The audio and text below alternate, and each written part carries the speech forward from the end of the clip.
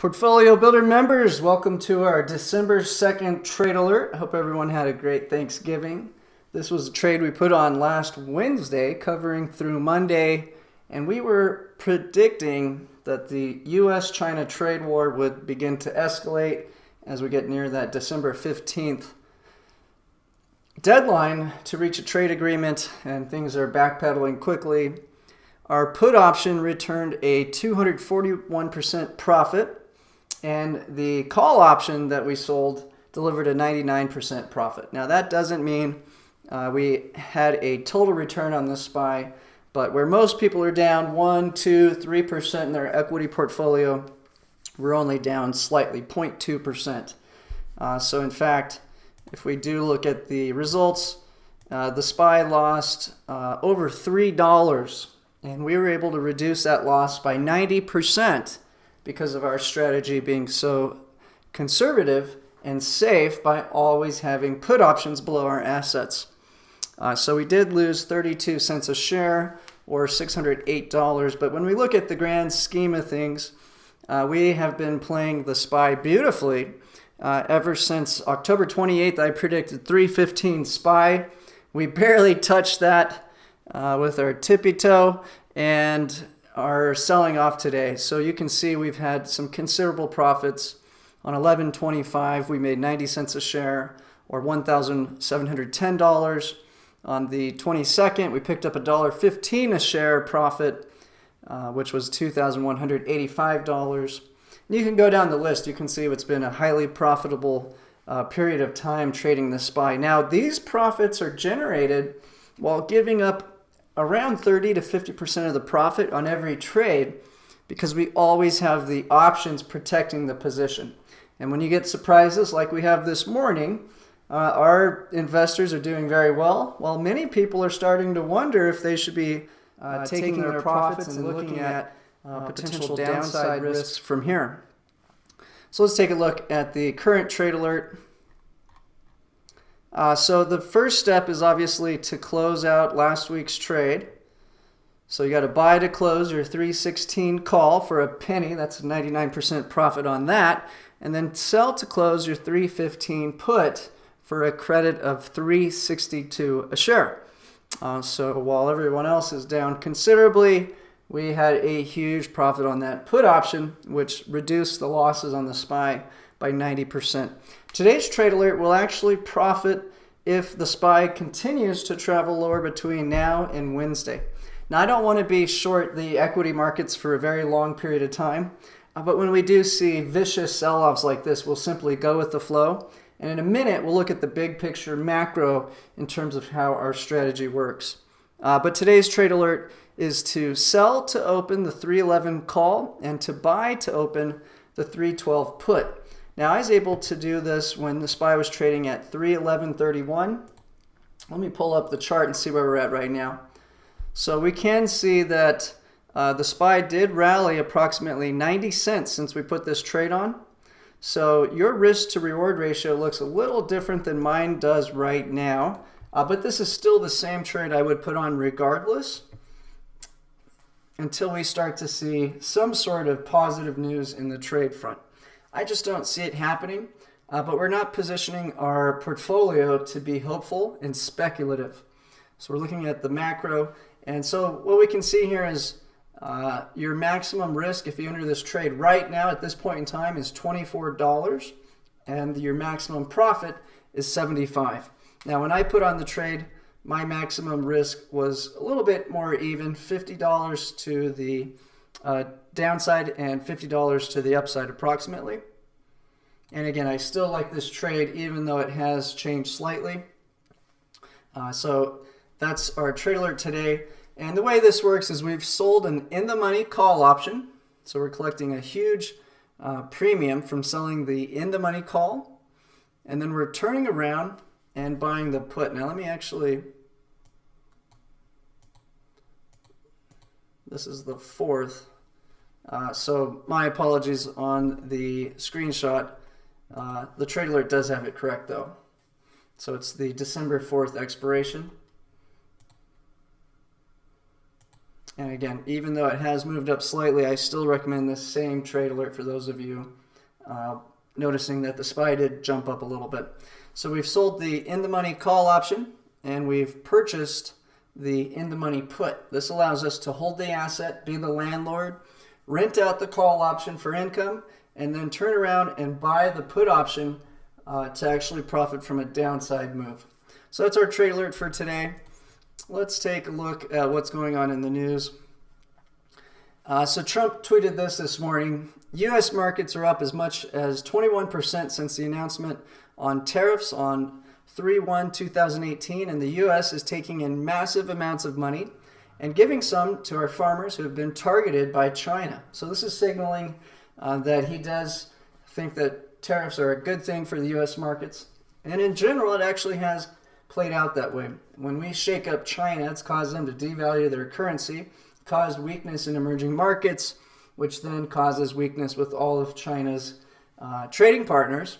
And this, in effect, is causing many foreign currencies to devalue and be forced to convert their currencies into dollars because all of the debts that they hold are denominated in US dollars, not in their own local currency.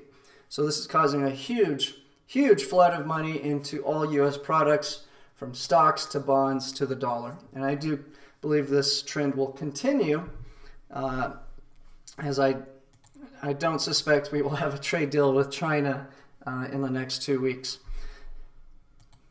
I asked President Trump if signing the Hong Kong bill has made it harder to get a China trade deal. He said, "It doesn't make it better, but we'll see what happens." Here's a look at the trade war history, and it's basically just been the U.S. doing something negative towards China, and they turn around and try to reciprocate an equal amount of negativity right back. And so this continues to escalate, and it does not appear that China wants to create a deal. From their standpoint, what the U.S. wants would significantly give up their competitive edge in the world.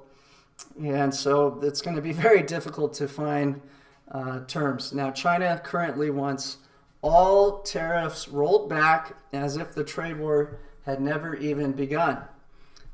Meanwhile, Trump just wants to delay the December 15th tariffs in exchange for some agricultural purchases. Now, one thing that is proven is there's never been a U.S. president reelected during a recession. So if China can push the U.S. into a recession by simply allowing their own economy to slow down, then perhaps they can oust Trump. And this is also in the middle of an impeachment inquiry that's quite likely to have a vote by the end of December in the House of Representatives and push into the Senate by January. So a lot of risks in the market, and the latest action by Trump right before going into Thanksgiving, he did sign that Hong Kong bill, which really outraged China. Here's Beijing's response. China on Monday slapped punitive measures on the U.S. in retaliation for its backing of a pro-democracy movement in Hong Kong, announcing sanctions on NGOs and suspending visits by U.S. warships and aircraft. In response to the unreasonable behavior of the U.S. side, the Chinese government has decided to suspend reviewing the applications for U.S. warships to go to Hong Kong for rest and recuperation as of today. Foreign Ministry spokeswoman Hua Chunying said at a regular press briefing. So we're starting to see some pushback from China.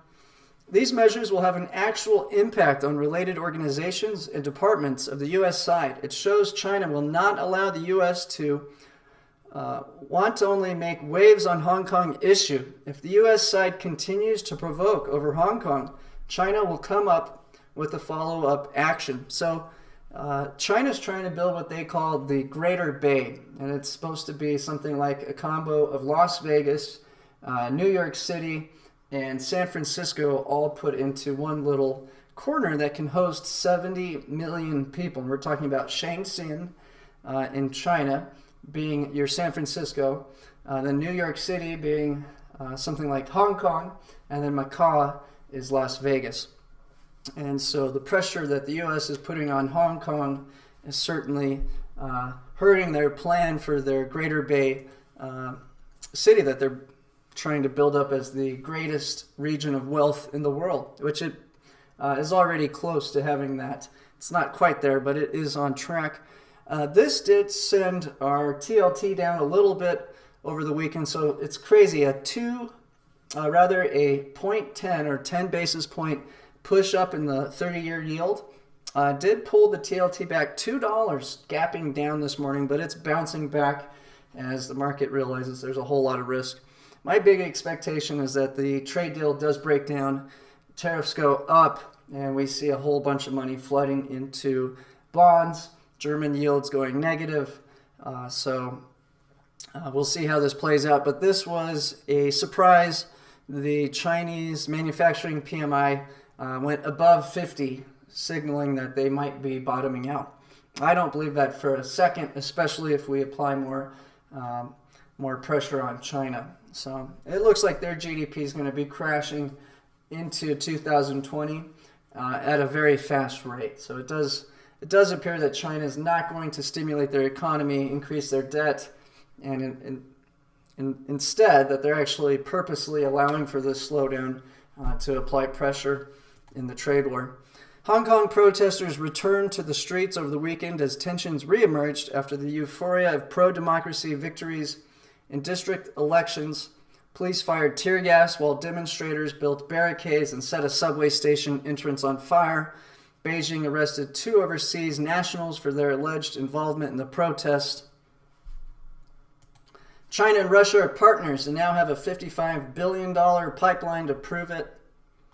Sources in Beijing informed the Global Times that China insists the tariffs must be rolled back as part of the first phase trade deal. A U.S. pledge to scrap tariffs scheduled for December 15th cannot replace the rollbacks of tariffs. Here we go. China breaks the negotiation embargo and goes public with its deal demands, insisting rollback of existing tariffs. Trump now can't concede or will be seen as caving to China. Daniel D. Martino Booth used to work over at the Fed. Big bear on just about everything, but very, very knowledgeable. China faces the biggest state firm offshore debt failure in 20 years. Bondholders have just over 2 weeks to decide between either taking as much as a 64% loss or accepting delayed repayment with sharply reduced coupons on $1.25 billion of dollar bonds. Many Chinese people believe some American elites hate China. A big reason is because of China's rise in growing strength. Americans can give it a serious thought whether the feeling is right, sincere, and candid opinions are welcome.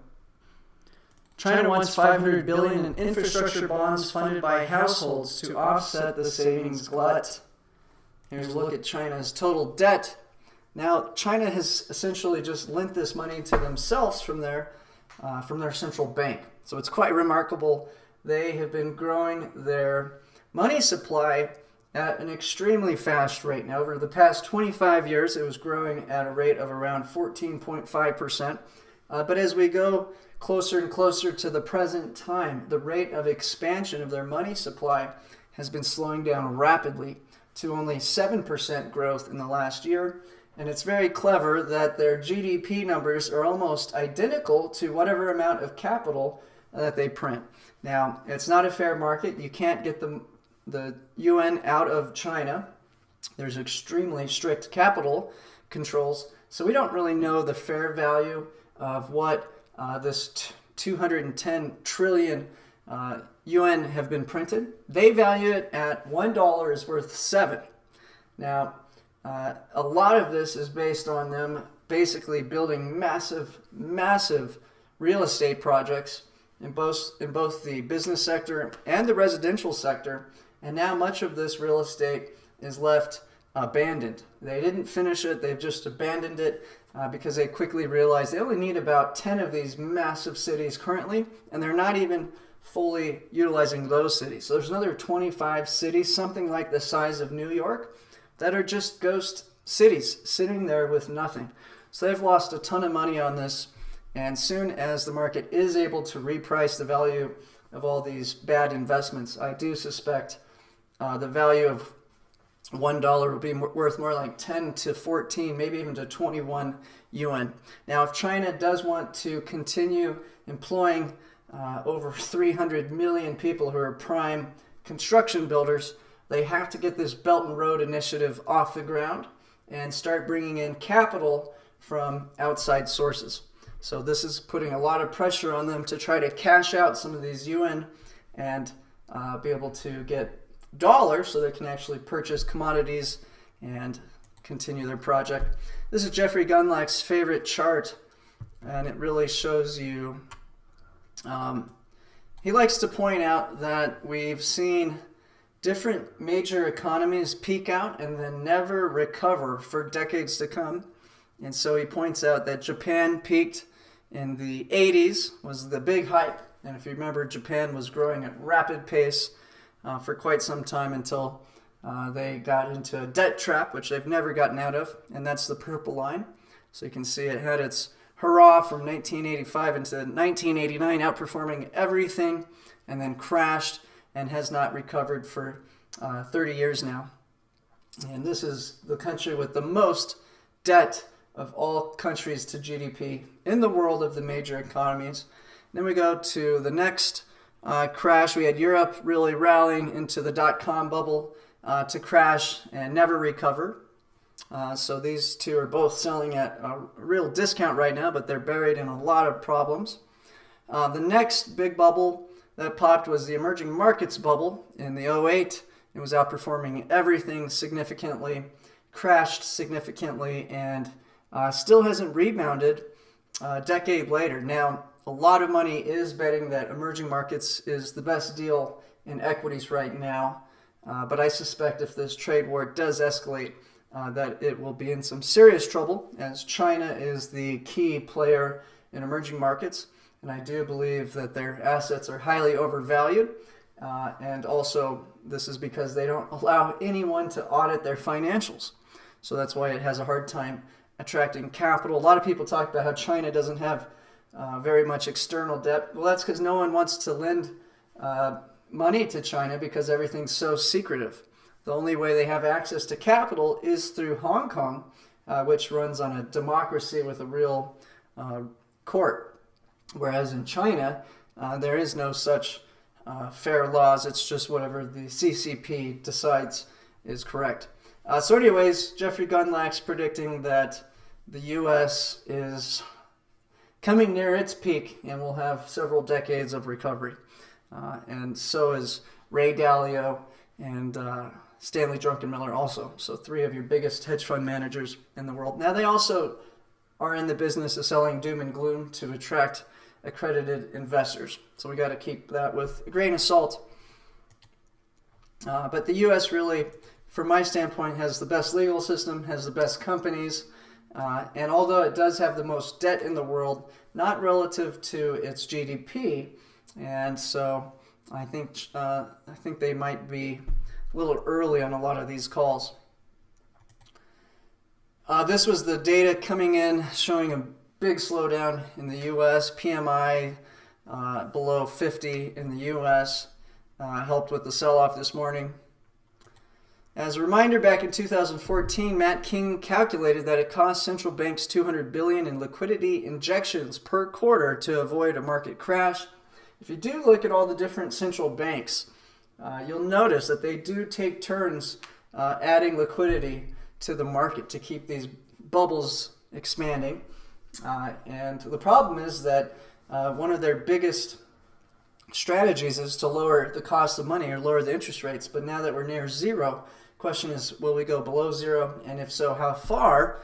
And so with the U.S. at 1.5 to 1.75 federal funds rate, we have limited ammunition to continue to lower these rates and continue pushing liquidity into the markets. Meanwhile, Donald Trump says Brazil and Argentina have been presiding over a massive devaluation of their currencies, which is not good for our farmers. Therefore, effective immediately, I will restore the tariffs on all steel and aluminum that is shipped into the U.S. from those countries. The Federal Reserve should likewise act so that countries, of which there are many, no longer take advantage of our strong dollar by devaluing their currencies. This makes it very hard for our manufacturers and farmers to fairly export their goods, lower rates, and loosen Fed.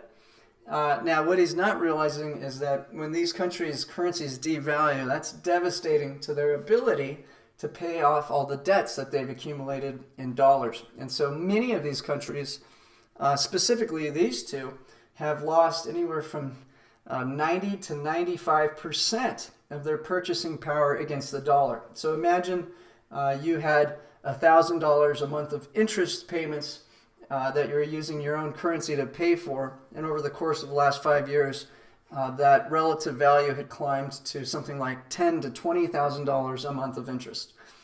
So that's really why a lot of these countries continue to face a devaluation of their currency. It's because nobody wants to buy their currencies, and they're forced to print more of their own currency, convert it into dollars, just to try to stay above not being able to pay the interest on their bonds. So we've got over $11 trillion of debt that's not from the U.S., denominated in dollars in foreign markets.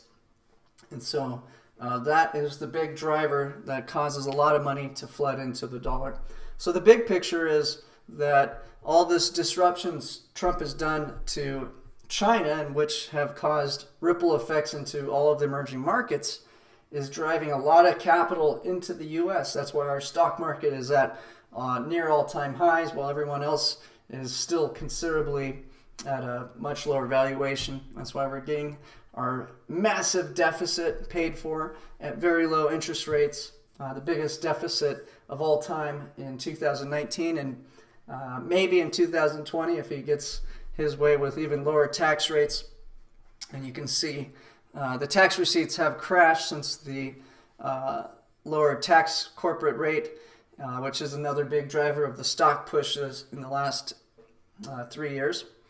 And so we have massive deficits. We have less tax receipts. So what's their plan? Well, they're hoping that by making corporations more profitable, that we can get GDP above 3% and then slowly work down the deficit so that we're growing at a faster pace than our debt is growing. But that's not happening, so the Fed's really trapped to continue this bubble. They have to keep lowering rates, and now they're pushing $60 billion a month into the bond market. And so we can see the growth of the Federal Reserve's balance sheet is at a record pace. And again, they keep telling us this is not QE, but it is the fastest growth of the Fed's balance sheet in all of history. Period. Repo madness, where the banks don't have money to lend overnight, probably from these foreign countries that are having a hard time servicing their debts. These banks don't trust lending them money overnight, and so the Fed has had to open up this huge repo madness that's currently lending out around $280 billion at any given time. Mark Spiegel is a funny guy. He's been trying to short the market for who knows how long. I completely disagree with him. This was a thread he had on Sunday. He's a smart guy. He's no idiot, but a lot of people have been trying to short the market for the last several years and losing a lot of money. It's been very difficult. Some people going out of business because of this. So here's what he put out. I replied that the exact opposite would happen yesterday, and sure enough, it has begun to happen in the exact opposite. But let's just evaluate what he had to say, because it is some good points. So here's how I think the stock and bonds will unravel. Note, this forecast is worth what Twitter is charging you for it. Core CPI 2.3, and I think in the face of trillion-dollar deficits, it will remain steady or keep climbing. Long-term bonds will begin pricing in this inflation and demand a premium to it versus the current discount, especially as the Fed will continue to pretend it's not happening.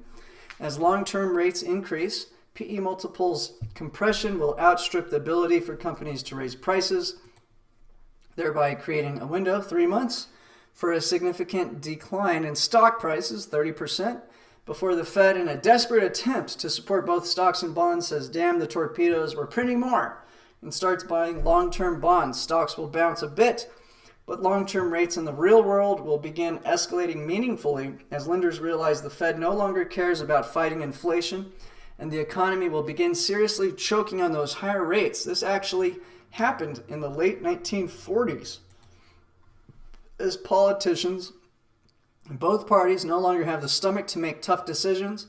I suspect we then spend a long time in 1970s style stagflationary morass with stocks caught between higher nominal inflationary earnings and PE multiple compression, while bond yields climb faster than the Fed can buy them. In other words, the Fed finally loses control of the bond market.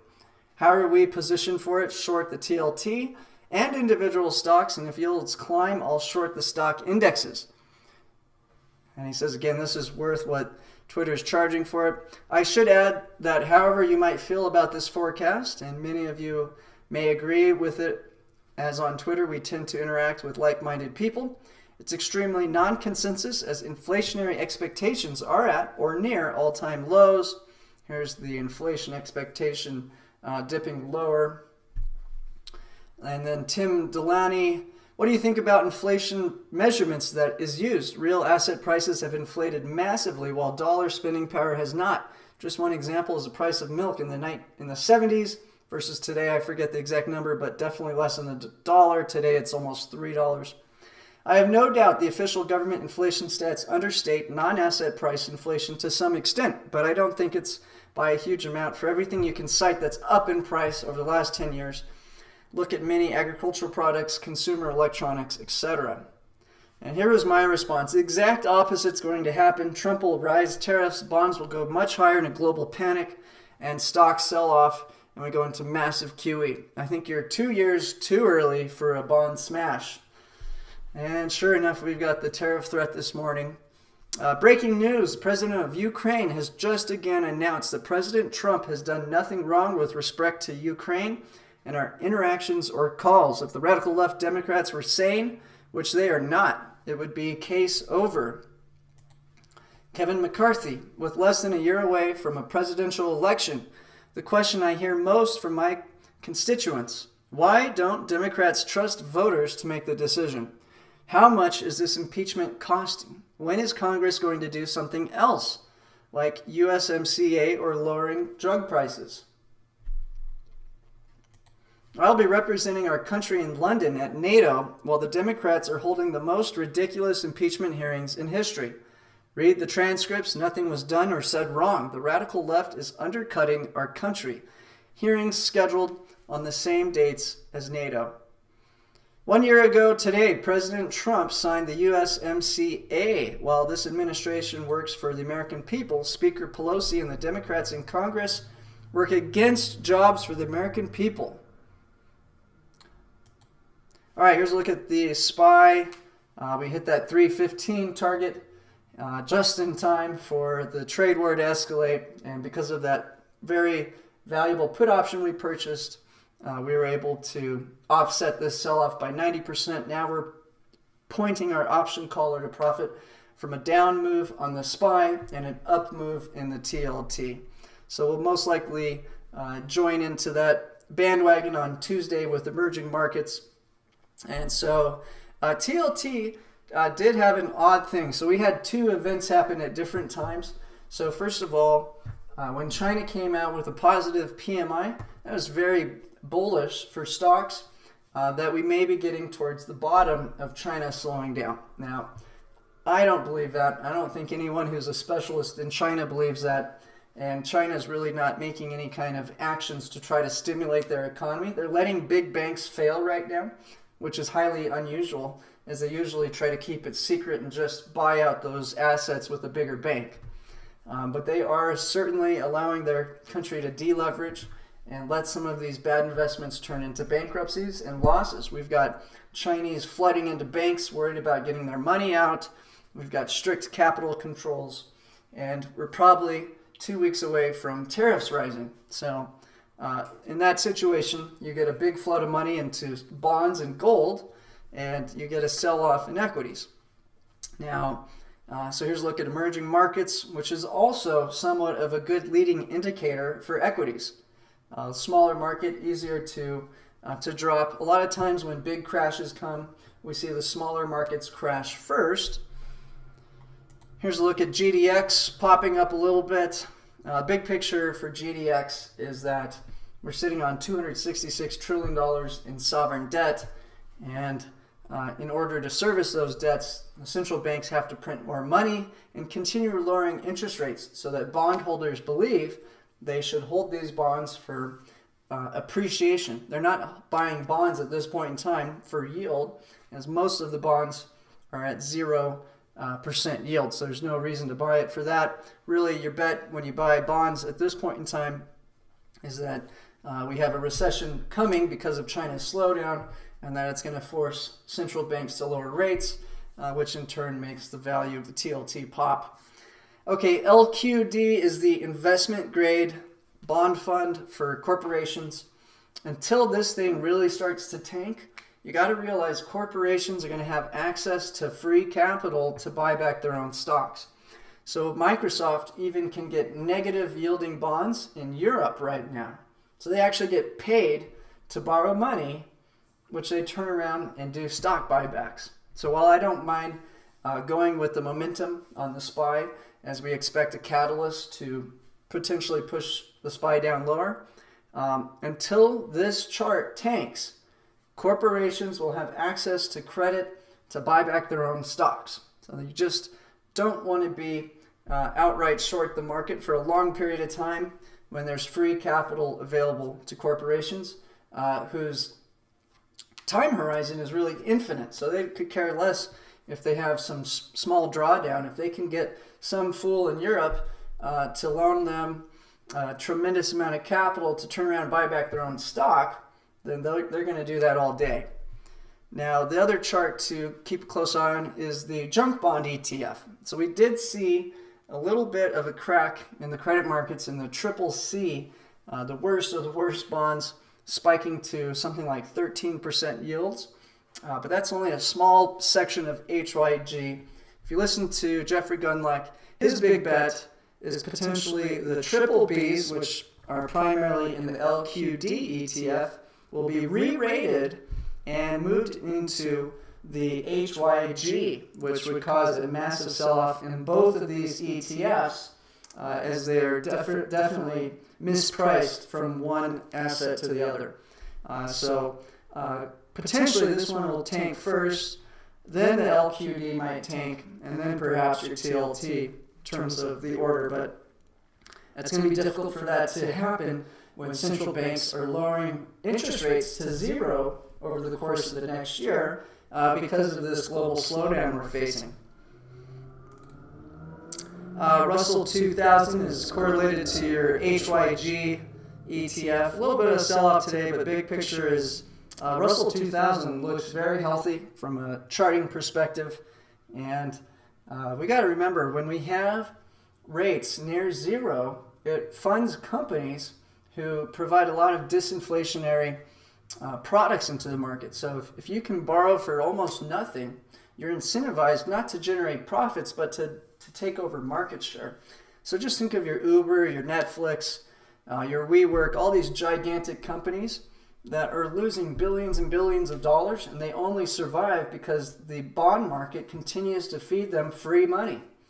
So you're not going to see a big inflationary pressure when you are funding companies to create losses to sell products. And in fact, we've got companies like Huawei in China who have become the #1 phone seller in the world simply by subsidizing that whole industry from the whole country and selling phones at a loss. So they keep scratching their head wondering why we don't have inflation. Well, it's because the rates are low, so companies can operate at a loss, and it doesn't matter. Okay, so USD CNH, this is the offshore yuan against the dollar, and my expectation is that this is highly overvalued in China's favor. They have extremely strict capital controls. They have 210 trillion, I guess it's now grown another trillion just from last week, so about 211 trillion of their renminbi, which the unit is the yuan, and so this is devalued from 2 decades ago to as high as 9. They got it back down to 6 ever since their GDP crashed in 2010 below 10%. It's never rebounded, and they've begun to lose control of the conversion rate of their currency. So in our boot camp, we're gearing up to place the first short on this currency to predict that it will continue to travel significantly higher.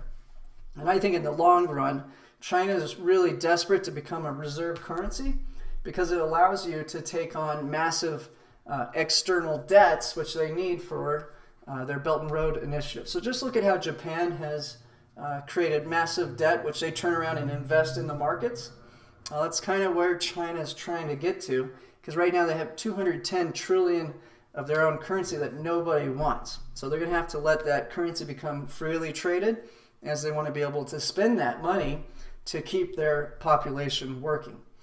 So the bottom line is this conversion rate must slowly devalue to find its fair value and to attract investors.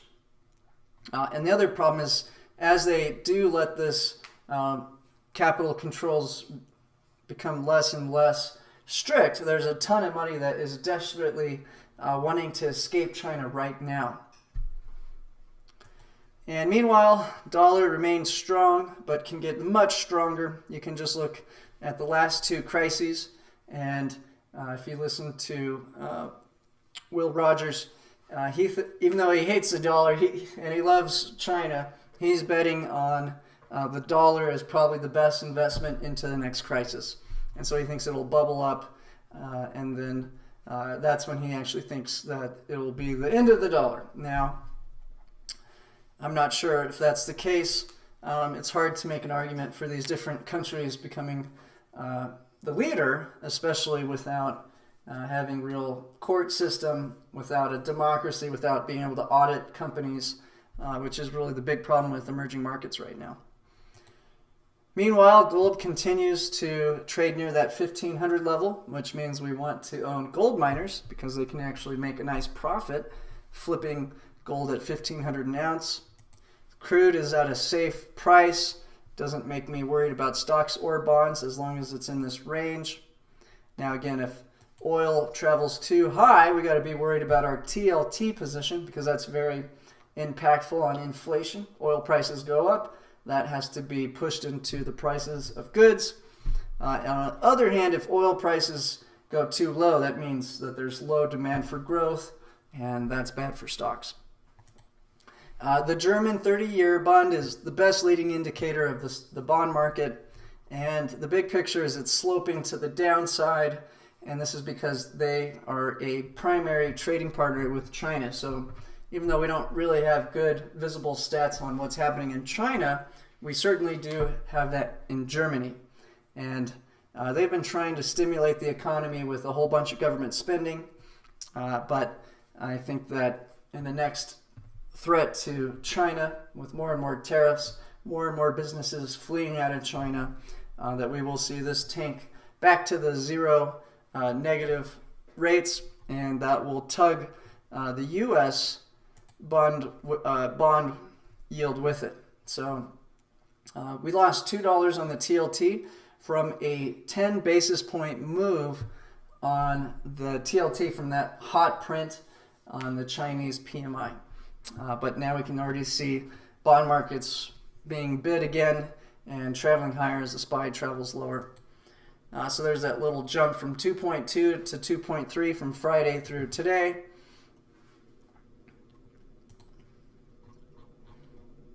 All right, I'm going to do a quick little presentation about our program and then wrap it up. So if you're new to our program, this will give you a great overview of how the strategy works.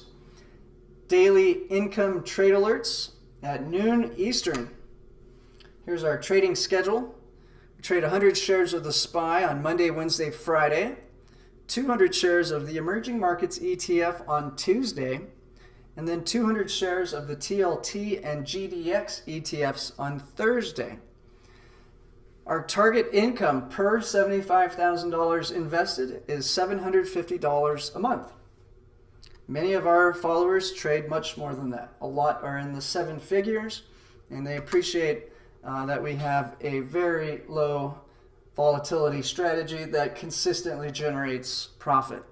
Our target is 1% per month, and our average return per month is it's actually 1.25, not 1.35 right now.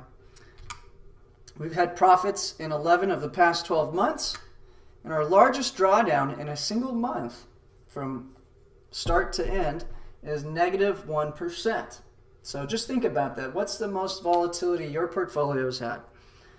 Just if you go back to December, you had 15% drawdown minimum, and our portfolio has been able to generate a 15% return with only 1% maximum loss. So that's like risking $1 to make $15 over the period of a year. Whereas if you just had bought and held the S&P 500, you had more like a $1 loss for a $1 gain. So what would you rather do? Risk $1 to make 15 or risk $1 to make $1? We've never lost capital over a 90-day period. And again, it really shows how well our strategy works when equities are selling off. In December, when we had that huge crash of over about 18%, if you just go a few days before December, we made 1%. In May, we had a pretty violent 7% sell-off that generated 2.2% return for our portfolio. In August, we had the surprise tariffs, which caught us off guard. In fact, I was expecting the tariffs to hit in July, had the portfolio positioned for that. We lost 1%. The only month we lost money, we were protecting the portfolio against an escalation in the trade war. We were completely caught off guard in August because, remember, in July they said we have an ag deal with China. And then a month later, just kidding, we don't. Surprise, we're going to raise tariffs in October and December. And so now we've been in this up in the air stance where we don't know if we have a trade deal or not. We've been playing it ultra safe. And so we really have 3 potential ways to trade the markets right now, which we can optimize with our option callers. So if the trade war is up in the air, which it kind of is right now, but we're kind of leaning towards escalation at this point versus de-escalation. But in this situation, we typically want to be long SPY, emerging markets, TLT, and flat on gold with the macro environment that we have low interest rates, we have low inflation, and we have quantitative easing. That's the magic ingredients for a bubble. Now, if we have an escalating trade war, which is what I would say we have slightly today, we're going to want to be short the SPY and emerging markets, so note the minus sign. And again, we use the option callers to actually own the asset and profit from a down move because we act as a landlord renting out the property to generate income from selling the call option. And then if we want to actually profit from a down move, we turn around and buy an in-the-money put. So this is where we're at currently this week with the trade war is taking steps towards an escalation. Now, if we're de-escalating, we want to do the opposite. We want to be long stocks and short bonds and gold. So I'm afraid we had that in the beginning of October with this whole phase 1 trade deal. And now it looks like the probability of a de-escalation is diminishing by the day. So right now, December 15th is kind of the line in the sand for a trade deal, and we'll be paying close attention to that. So here's your 3 setups on the option caller. If we think the market's going to travel higher, we're going to do a bullish loose option caller. You're going to lose money on the option caller, if we're correct, and generate your profit from the underlying asset going up. So we did this on the SPY for most of the past several weeks since that phase 1 trade deal was released, which went a de-escalation. Now, as we got towards my predicted 315 SPY, I started to tighten the option caller. This means we think there's limited upside and a lot more downside risk, but we're not quite ready to bet down. So this is the setup we were in last Wednesday, which was able to dramatically reduce the losses investors had on the SPY by 90%. And so in this setup, we actually just need the SPY to travel flat, and we generate our profit. And that's primarily from selling that at-the-money call option. And we still have downside protection, so an atomic bomb could go off overnight. You get a guaranteed price per share of the SPY because you have a put option. And then finally, we have the bearish inverted option caller, which is actually the trade we put on today. where we can actually profit from the asset traveling lower. So we sold an in-the-money call and bought an in-the-money put, and now that's your safe bread and butter strategy for profiting from a down move in an asset. Our simple 4 ETF portfolio is extremely diversified and all you'll need for your retirement. Our strategy is to deliver income and safety, not growth or speculation. So you can simplify your holdings, reduce your risk, get better results with less work, and weatherproof your retirement portfolio. Now, if you call Dean right now to lock in your discount and free month, you're going to get a free month in our $10,000 boot camp when you upgrade your free trial. Call Dean at 505-322-7515. All right, guys, that's a wrap for today's Trade Alert. I thank you all for taking your time to watch the presentation. Tomorrow we'll trade emerging markets. Wednesday we'll close out this SPY trade. Thursday we have the TLT GDX plus a free webinar which you can join. And then Friday, another SPY trade. So thank you so much.